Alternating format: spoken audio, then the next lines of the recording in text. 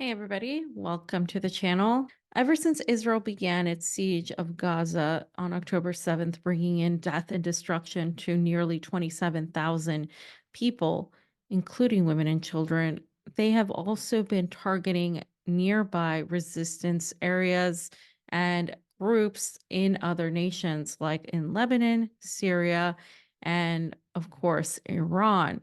Well, this has all gotten a little bit more complicated since Yemen actually took on the role of protecting Palestinians in a way that others have not done in terms of attacking Israel's economic sector, and with it, of course, its Western patrons like the United States and others. Specifically by blocking these ships. Now, Yemen conducted their operation without killing a single soul, and they were able to eliminate these Israeli ships from proceeding. And they have said they will eliminate anybody that is associated with Israel. This, of course, allowed the Israelis and the United States to now uh, deem them terrorists and respond and attack them. So that has all been happening in the Red Sea, in the Bab al-Mandeb area where, of course, it's going to affect more than anybody Europe because the Ansarallah military group has said they will not stop and continue defending Palestine, and that all of the ships will be targeted if they are associated with Israel in any way. But they did say they will allow Chinese and Russian ships to come through. So I also have to mention that Israel has been taken to court by South Africa at the International Criminal Justice Court in The Hague. And they are being accused, of course, of genocide, and more countries are joining in various ways. So, to break all of this down with us is Vanessa Beeley. She is an independent journalist, has traveled extensively in the Middle East, and she is also on UK Column. You can also follow her on Twitter or X. And she also has a Substack. Welcome, Vanessa. Hi, Faye. It's always lovely to be on with you. So, Vanessa, unfortunately, things have gotten worse since the last time we spoke. There have been numerous attacks by Israel. It seems like Israel and the United States and their proxies can literally go around the world and bomb endlessly and really receive very little acknowledgement by the rest of the world that what they're doing is criminal, that they go with impunity really all around the world and doing this, and it's really unfortunate, but it has taken a great deal of human suffering and a great deal of total exposure of what's happening in Gaza in order to get people to understand what the US empire is and what Israel is and what their role has been in shaping or destroying geopolitics around the world. So I wanted to start by talking about the Israeli attack on Damascus, where there were three military advisors of the Islamic Revolutionary Guard Corps, the IRGC, and they were assassinated. My question to you is, what exactly is Israel trying to achieve by doing this, especially given the fact that they are going after and decimating Gaza and Palestinians, and that they are obviously right now on the front of every major independent news outlet and many people's minds because of the South African case at the ICJ against them. Yeah, and I mean, now there are various other countries coming forward with cases against Israel at the ICJ for occupation, for war crimes, and so on. So the momentum is gathering against Israel. Of course, in Damascus, there has been a long history of the targeting of Iranian forces, but also Syrian Arab Army forces, that has gone really largely unremarked upon, as you said, by Western media. On Saturday, everybody heard the huge explosion in Mesde, which is really central Damascus. Western Villas is an area, it's a high security area, it's an area where you have UN offices, many of the embassies, including Venezuela, South Africa. I'm sure that wasn't a coincidence either. And actually it was 5 IRGC special military intelligence advisors. But not only the advisors themselves, of course, there were Syrian army killed, because there's always sort of a fairly substantial military presence in this area. Civilians, someone told me yesterday the toll was up to 20. So, it wasn't only the main targets, which were, of course, the IRGC senior officials. And this, this was around 9:20, 9:30 in the morning. So this isn't some clandestine operation. This is in the center of Damascus. It destroyed a 4-story building. 4 missiles were reported to have been used to take out the building and the people inside. And of course, that also makes a mockery of their claims that they're using discriminate bombing in Gaza. If they can hit a 4-story building in the center of Damascus and carry out an assassination of IRGC officials, then why are they flattening literally thousands of mosques, houses, hospitals, etc. in Gaza? Everything that comes out of their mouths is a lie, basically. And what we're seeing is just an increasing expansion of the conflict. Last night, 2 a.m., or rather this morning at 2 a.m., Hezbollah prevented an Israeli incursion into southern Lebanon. They've been speaking about a ground invasion in Lebanon since before Christmas. They've been speaking about reducing Beirut to the status of Khan Yunis in Gaza in the south. And they've been pushing the US really to come in on this and basically support them in their claim that Hezbollah should move back north of the Litani River due to, or according to UN Resolution 1701, which came into effect to a degree after the 2006 war.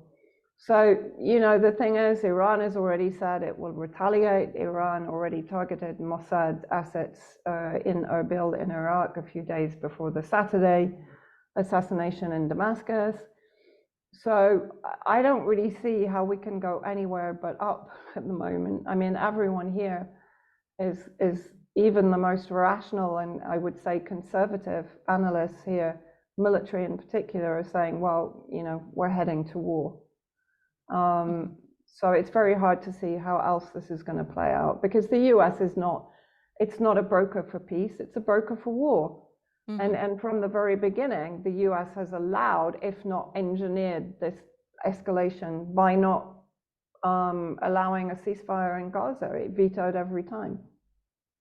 Yeah, I like that you said the word engineered, because I genuinely believe that, based on the evidence and based on the fact that the United States supplies both money and weapons to Israel, they are engineering and they are responsible for what Israel is doing. Because if the US tomorrow stops supplying weapons and funding to Israel, I don't think Israel could continue doing these simultaneous attacks on Syria, on Lebanon, and on Gaza as well. And of course, Iran has always been in the back of the mind of the United States. It doesn't matter whether the president is a Democrat or a Republican. In fact, we might get some respite if we get Donald Trump as president in terms of the Ukraine war.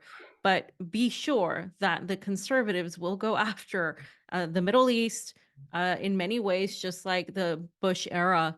They have this idea that Israel needs to be supported, that they need to go after Iran, and they despise Iran. They vilify Iran to the entire United States. And anybody that talks about Iran always focuses on the quote unquote violations of human rights.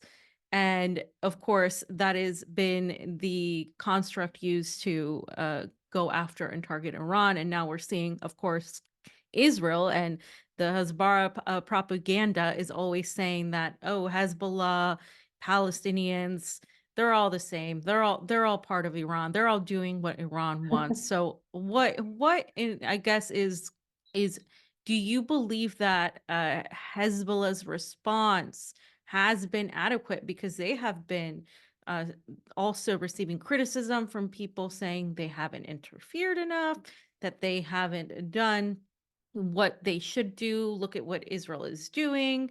And also, that also has gone to Iran as well. Like, what are you going to do now? And people who say this, of course, are not in war. They're not the ones living in these regions. A lot of them are just opining. What's your opinion on that? Well, also, I mean, it's a very unrealistic view of war. You've only got to go back through history to the clean break doctrine back in '97, where Netanyahu commissioned a paper to basically reshape the Middle East. You've then got the new Middle East, the phrase coined by Condoleezza Rice in 2006 in Tel Aviv. You've got the Greater Israel Project. Whichever one you go with, the idea is pretty much the same, that the Middle East will be completely reshaped in order to comply basically with both Israeli and Western agenda. We know from Robert Kennedy Jr. exactly what Israel represents to the US. Democrat or Republican, doesn't make any difference. It represents their foothold in the Middle East, their spy agency in the Middle East, their interference in the Middle East, and their military garrison in the Middle East, the protection of their interests in the Middle East, and the prevention of the rise of Iran, Russia, China, any kind of global South alliances that might exclude Israel or weaken Israel are not to be permitted. And Yoav Gallant 2 weeks ago made it very clear. He said, if we don't get a victory, we will not survive in the Middle East. Israel knows this, even after what they've done in Gaza, which is just, I mean, you know, in my lifetime, I never expected to see scenes like this again, to this extent.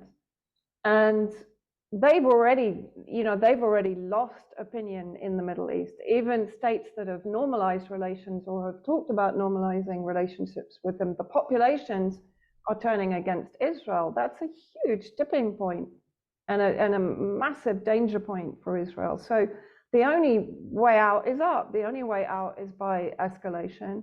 But of course, the US, UK, and EU, in particular Germany, are supporting it fully, because they fundamentally pretty much all have this kind of neo-colonialist agenda, this prevention of any alliance between Iran, Russia, China, any global South independence or freedom from centuries, actually, of particularly Western imperialism, particularly British, of course.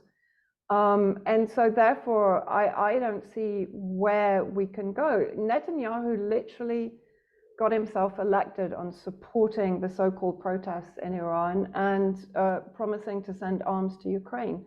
What I see now is a very similar scenario developing in the Middle East to what developed in Ukraine. In other words, this crazy lunatic Zelensky is being used to send Ukrainians, hundreds of thousands of Ukrainians, to their death in a war against Russia. And now exactly the same. Kennedy never mentioned any compassion for the Israelis, only the purpose of Israel, the entity, the Zionist project itself, to send IOF soldiers to their deaths. I mean, they can't win a war against Palestinian resistance. They're never going to succeed in southern Lebanon against Hezbollah. But you asked about why Hezbollah has been trying to contain the escalation, because everybody in the region knows what the agenda is. Everybody in the region knows that they're a target if they're part of the resistance axis. And they know that Israel and the West are looking for escalation to finally reach this final solution of having a Middle East that is completely under their control, in complete chaos, in complete destabilization, without its own resources, without its own ability to survive, without infrastructure, etc. The US is building forces of ISIS in the Quran, in Iraq, in the kind of inaccessible mountain and desert areas. Of course, it's been triggering ISIS here in Syria. ISIS has been carrying out increased attacks against Syrian Arab army positions. So they're perfectly poised for a complete regional war. In Syria and Iraq, to some extent, they don't even have to bomb. They can just trigger the 100,000 plus terrorist forces still inside Syria, and the numbers that are increasing inside Iraq that have been operating for some time. And meanwhile, target the PMU positions, the Syrian army positions, and so on. It's a really dirty war that's coming kind of down the pipeline now. Excuse the pun. Well, a lot of people were very confused, and a lot of analysts didn't really know what to do with this recent, uh, I guess, a quagmire between Iran and Pakistan, who then agreed to de-escalate tensions after they had the exchange of the missile and drone attacks, right? That were targeting militant groups.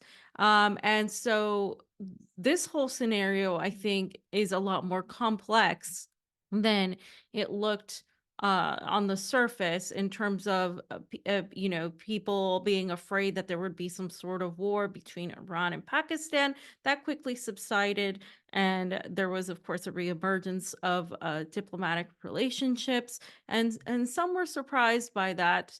But give us your take on that.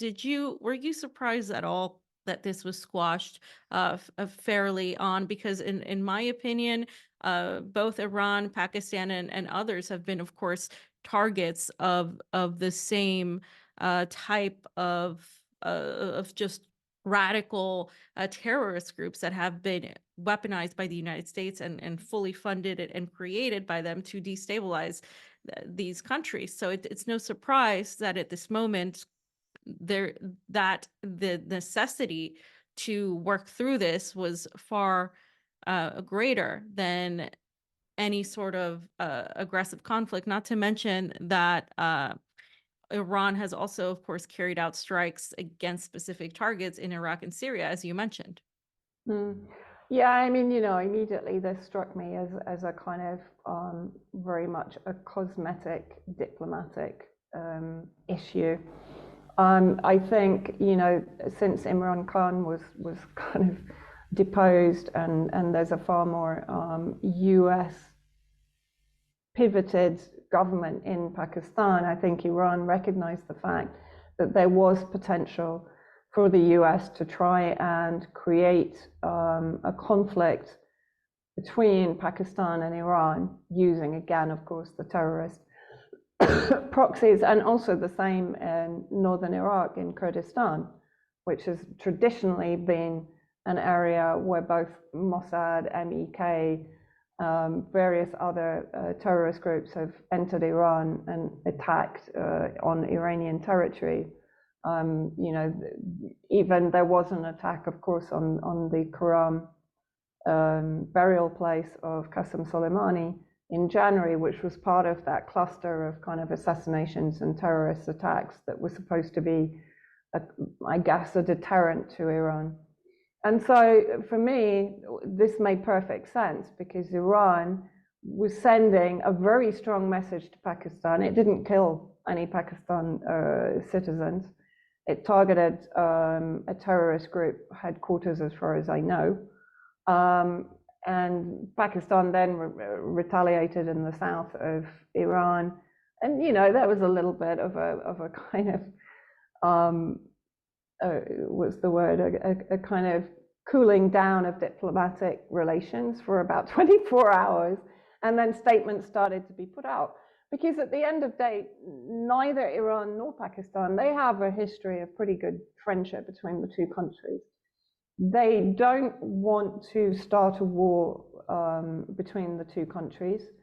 And I think that was a message from Iran, and I'm quite sure there's been a lot of back-channel chatting going on about what they think the US is trying to do, and how they're saying to Pakistan, just be aware that if you do go along with any such plans, this will be the response, because we will defend ourselves, basically. In Iraq, it's slightly different. There's been, tension there for a very long time. But again, I would also say, the Iraqi government outrage at the fact that Iran targeted an alleged Mossad headquarters in Erbil was again very cosmetic. I would actually say that Iraq's quite happy that Iran took that headquarters out, because it gives them one less job to do, kind of thing. And the Iraqi government doesn't have any great love anyway for Kurdistan. That was established after 2003 by the US in order to again use the Kurds as a settlement project to steal resources from Iraq and sell through Turkey to Israel allegedly up until 2023, when they claim to have stopped, but I'm quite sure it's still ongoing. It's interesting how there is a lot of, when it comes to diplomatic relations and geopolitics, there's a lot that is put out in front of the scene in theatrics, and then there's a lot that goes on behind the scenes. It's very much like theater, to be honest. Like when you look at it, it's yeah. No, I mean, as you said to me the other day, foreign affairs is PR, basically. Yeah. What goes on behind the scenes are the real deals and the real negotiations and the real kind of hard talks that need to happen between countries. But outwardly, it's usually PR. I think that's the job of the analyst, to try to figure out what the hell is actually happening, and not what we're just flat out shown to read between the lines, so to speak. And a lot of the crimes that Israel is committing right now have obviously, as we mentioned earlier, been at the forefront because of the ICJ's genocide case against Israel of South Africa's genocide case against Israel at the ICJ. And that has really illuminated some people who really had no idea. And I think that with the issue of Palestine and Gaza, what people have seen can never be unseen. You can never go back now that especially for what we call normies, or what I call normies, people who aren't really politically aware of things. This issue has really taken a lot of just attention, even in younger circles with the youth and social media and all of that. Again, at an unfortunate cost, because Palestinians have been fighting for a very long time. And this is now, of course, just the tipping point that we've reached at this moment. Now, it seems, as you mentioned, more countries are joining in. You have Indonesia, who is taking Israel to the ICJ for illegal occupation. You have Mexico and Chile taking them to the ICC, which is the International Criminal Court for war crimes. And so you have also this internal squabble with the hostages' families, who are angry because they've realized what we've all known for a long time, that the Israeli government doesn't care about its citizens. They have said that the goal is, of course, to eliminate Hamas. We know that that's an impossibility, but that is their stated goal. And they say that that goes above. They flat out have said that goes above any sort of rescuing of these hostages. So is Israel at any point where they can actually change public opinion and come out of this in a very positive way, or at least in a way that's not as bad as what we're seeing? Because it looks to me that if we go with anything less than a guilty verdict at the ICJ, that's just not going to bode well. And even if they were found, actually, Israel was found not guilty, I think that would even actually usher more anger than it has. Yeah, no, there's no way out. That's what I keep saying. This is typical of these crazies, basically. And I mean, the US, I would put in that bracket for decades now. Its way out of any crisis, whether it's economic, health, diplomatic, political, is to go to war. It doesn't have, that's its default position. It doesn't have a peace button. It only has a war button and a nuclear button. And we're heading kind of rapidly closer and closer to the kind of joining together of those two buttons, in my opinion. If they really want to escalate this to the point of going to war with Iran, I mean, by that point, we'll already be in a regional war, or a much more intense regional war. And, you know, and then you've got, they've already started without any parliamentary permission, without any congressional permission to bomb Yemen. I mean, they've already been bombing them for 8 years, effectively. People probably don't even understand that in the United States, that this isn't a Saudi war against Yemen, it's a US proxy war against Yemen. And, you know, I always include the UK because Aden in the south of Yemen was formerly a British colony. But of course, guess what? You know, there's gas in the Red Sea, there's gas off the coast of Gaza, there's gas off the coast of Syria and Lebanon. So it is literally a resource war, a war for complete global supremacy and control of resources. So we're back to, where does this ultimately take us? It takes us into a war against Russia, China, Iran. I mean, who knows at which point we arrive there, but you talked about the fact that all of these countries, I mean, it became slightly ridiculous when the ICJ case was ongoing and Israeli officials were basically saying, yeah, well, you know, South Africa is a proxy of Hamas. Everyone that speaks out against us is a proxy of Hamas. Yeah, but Hamas is a proxy of Iran. It's getting a bit crazy. You know, and because Ansarullah did probably the most damage to the economy, really to the Western economy, but to Israel's economy, of any of the resistance axis. Now it's been designated a terrorist group. I mean, people really should, if they haven't seen the pattern so far, they should be seeing it by now. And at one point, Pretty blatant. Yeah. You know, one thing I wanted to make really clear for people, none of these groups are proxies of Iran. They're independent resistance movements in Iraq, in Syria, in Yemen, in Lebanon, Hezbollah. They are not, they are allies of Iran. Ansarullah is also, people also need to understand, you know, everyone uses the term Houthis because this is something that the West created from 2015 onwards, when the aggression started against Yemen, to try and portray the resistance as this little group of rebels that was kind of running riot in Yemen. It's nonsense. The Houthis are about 2% of the population. Ansarullah is the de facto Yemeni government. It's made up of a coalition of 38 political movements, all of them united in resistance against neocolonialism, imperialism, and corruption. And of course against terrorism, because terrorism has been on the increase since 2015, because the US and Saudi are reinforcing them, sending them weapons and so on. It's really becoming a very boring playbook now. There's no variation on the theme, to be honest. And so there's no excuse, in my view, for people not to be able to see through everything that's going on right now, and to see how very clearly the lines are being drawn and new alliances are forming.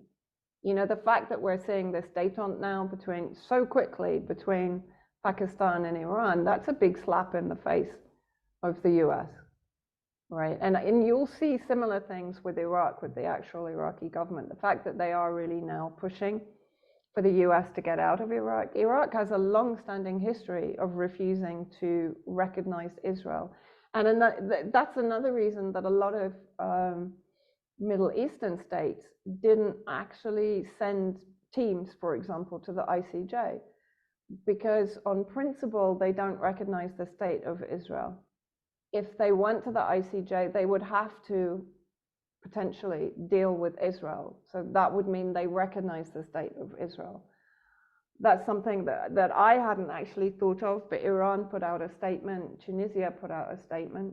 I think very probably that's the case in Syria, because Syria, of course, has historically refused to recognize Israel as a state.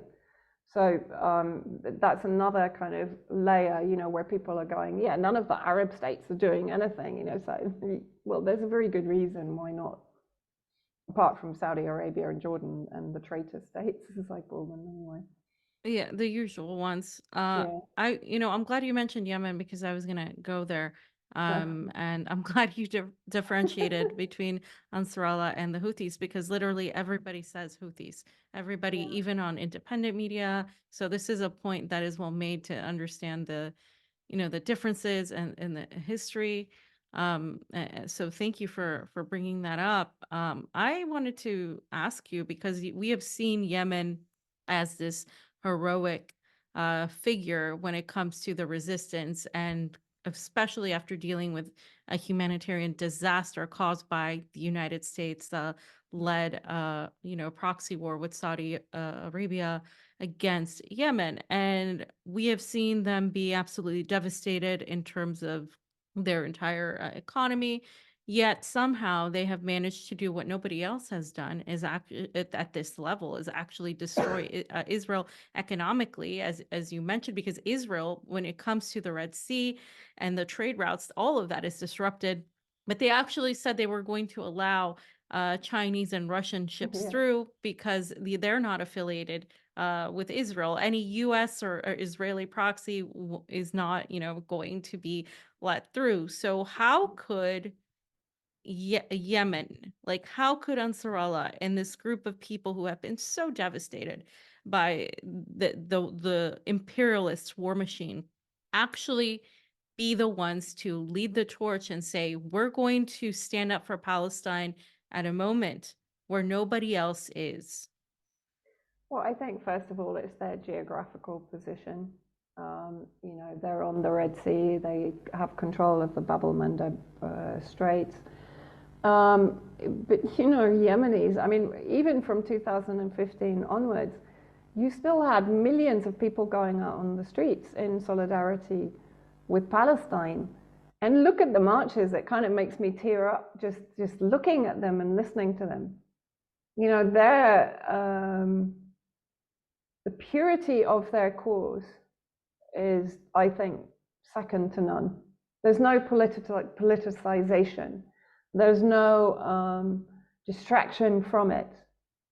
And they're absolutely right. Even under the Genocide Convention, Article 1, they have a right to prevent and punish genocide.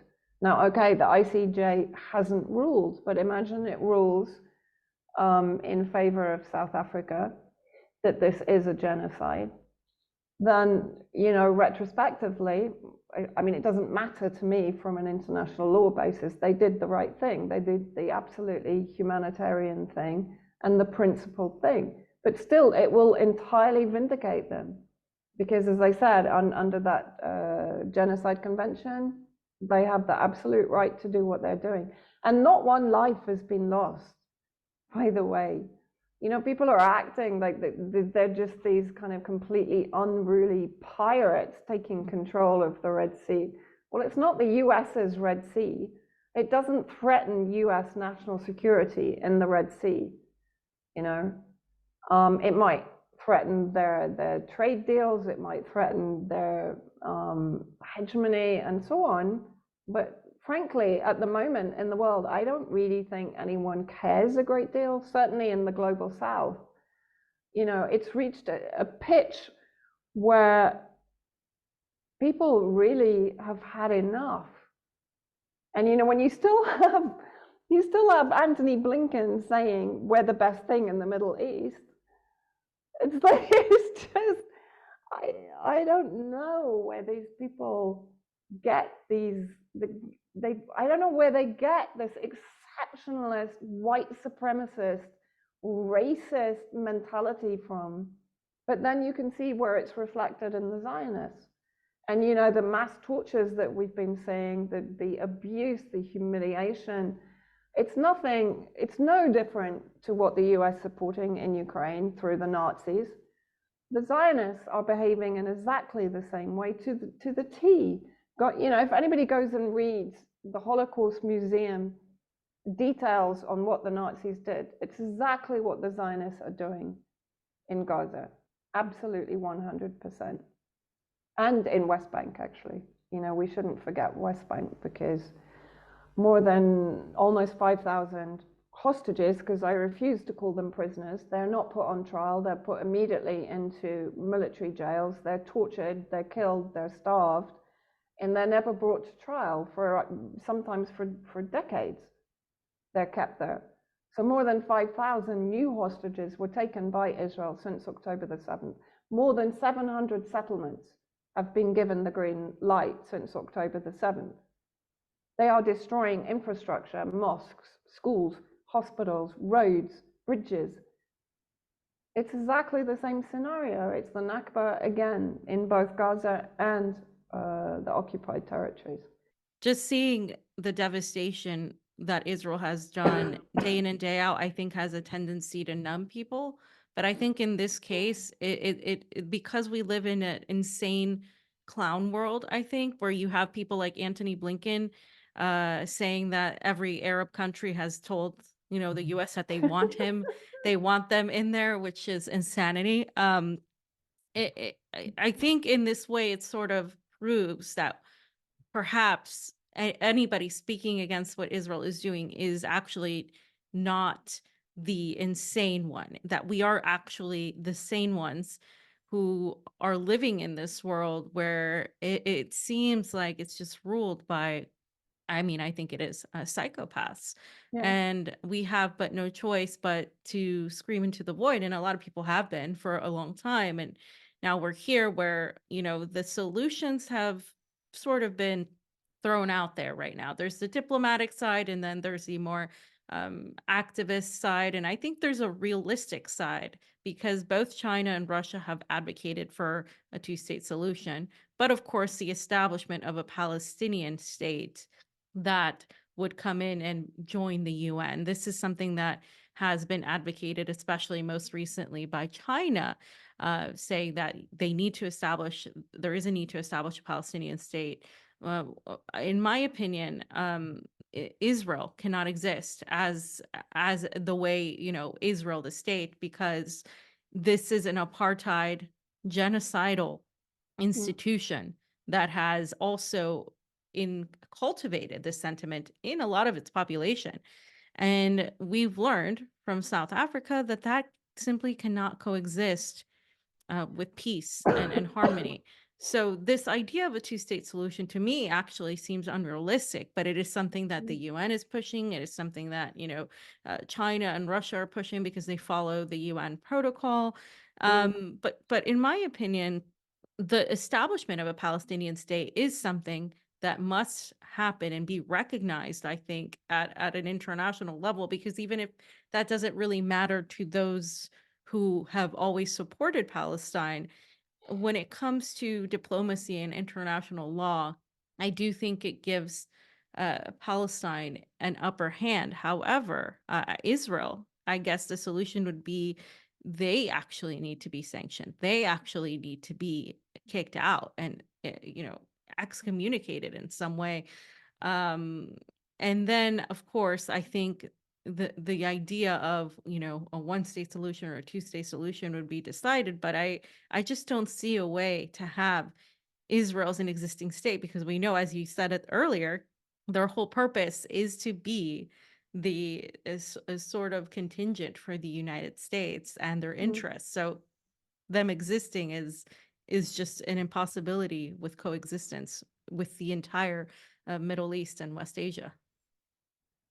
I think it's really important for people to understand that even in 1936, the British Peel Commission, dismissed the two-state solution as non-viable, right? So the two-state solution has always been a kind of holy grail that everybody knows is not applicable. And what it basically does is just, it gives some kind of moral legitimation for Israel because it's happy to talk about it, this kind of thing. It's nonsense. We're way beyond this now. The Zionist entity, and no, I'm not talking about the genocide of Jews, but the Zionist colonialist settler project is staring its demise in the face, and it's brought it upon itself. No one has done this to this absolute kind of I don't know, it's just a perversion of anything that should be human. They've become. But I think it was always intended to be so. And so, therefore, for me, the only solution is to go back to one state. That state is Palestine. And all those who want to continue living there, whether they are Palestinian Muslims, Palestinian Christians, Palestinian Jews, just as they did in the late 1800s. There's books and theses all about it, by the way, because people often try to deny this. There was absolutely no friction. There was total coexistence until the British made a deal with the Zionists to basically land grab Palestinian territory. And by the way, even the Zionist movement, when it started up, it was described by Jews as another anti-Semitic cult. I think what is really happening, we're seeing a massive awakening among the younger generation that were brought up within Zionist indoctrination. And I think we're seeing, I mean, we saw them storming AIPAC the other day. I mean, I would never have expected to see that in my lifetime. Young Zionists, I presume they were brought up with the Zionist doctrine, storming AIPAC and saying, you know, you don't represent us, not in my name. That's pretty historical.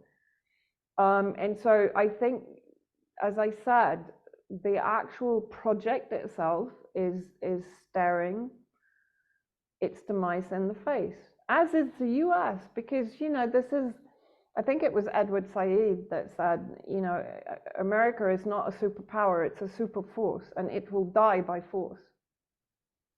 And I think we're in the kind of the end times of the American empire, the British empire, and all of this kind of imperialist bloc. And Ukraine, Zelensky, all of those proxy countries that are being used to kind of border up against perceived enemy countries are going to fall with them, because they're stupid enough to have actually kind of offered themselves up as sacrifices on the altar of American supremacy. It's insane. I think you're right about the end of times for the West in general. I mean, and their proxies. I mean, I think that time we feel it. If you go to the United States, if you go to Europe, you have this sort of feeling that things are in decay of sorts, that things are Yeah. not like they were. And people are realizing that, just like the Israelis are realizing that, you know, they don't matter very much to their government. The Americans, the Europeans, and the people in the UK are realizing that they're nothing but, you know, many lab rats in sort of ways for these institutions of power that have really just done uh, as they please, regardless of the consequences, of course, that we're seeing down the line on all these people. Lastly, Vanessa, do you think that there is any scenario where there is an involvement of perhaps beyond Iran, if this escalates into, you know, Iran has to take action, do you think then that would constitute a potential World War III scenario? And do you at that point think that decisions will have to be made in regard to China and Russia, who, of course, Russia does have a relationship with Israel, of course, is a scenario I don't think any of us would want. But as you said, this is the only route that we're seeing. So do you think that there is a potential for a World War III scenario, or do you think that perhaps there is a way to stop this in a more diplomatic way through perhaps an international law, the way we're seeing at the ICJ, or you know, what's your take on that? Well, I mean, it's going to be very interesting to see how it plays out at the ICJ. You know, again, it's the ICJ is just as much on trial as Israel. Exactly. You know, we'll wait and see. But I think if they fail to do their duty in this case, then it's very clear we don't have international justice at all. Exactly. We don't have independent institutions that are brokering peace. We just have the US, basically. The US cartel is running the world according to how the US cartel want it to be, and that is going to push us ever closer to this abyss of world war. And of course, you do have to. I mean, it's not kind of crazy conspiracism. There are a lot of end time cultists, particularly in positions of power in U.S. government. There's a very good book called The Dark Crusade that talks about the rise of Christian Zionism, and of course, for them, they're literally rubbing their hands in glee at the thought of Armageddon, because that'll mean the second coming of Christ. This sounds like crazy talk, but we're living in crazy times, and we're ruled by completely psychopathic, sociopathic people. I mean, if you watched Grant Shapps the other day, the UK War Minister, he's literally, the era of peace is finished, we're entering the era of confrontation, and he's literally banging the drums. Of course, he is Jewish. I don't know what his actual, beliefs in end times and so on, but it was a very weird speech. So I don't know. We're kind of, it really depends so much on how China and Russia and Iran play the game, to be honest. They're going to have to be, and they are all very good at maneuvering, but it's going to become very, very difficult water to navigate very quickly, very rapidly. There's, of course, the potential for false flags. There's potential for everything if they're not achieving what they actually want to achieve, because, for example, the resistance like Hezbollah are trying to contain it and restrict it and keep it very, very under control.